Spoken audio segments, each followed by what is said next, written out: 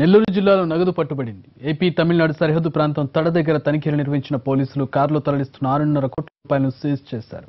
ఇందులో Oman, Kuwait, US డాలర్లు, బంగారు బిస్కెట్లు ఉన్నాయని జిల్లా ఎస్పీ చెప్పారు. కారులో ప్రత్యేకంగా సీటు వెనుక అమర్చిన బాక్స్లో నగదు దాచారని తెలిపారు.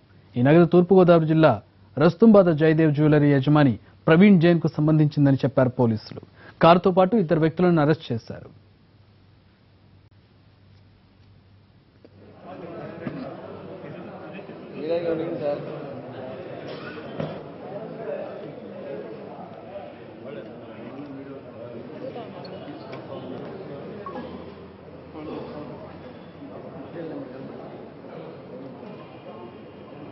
Like it.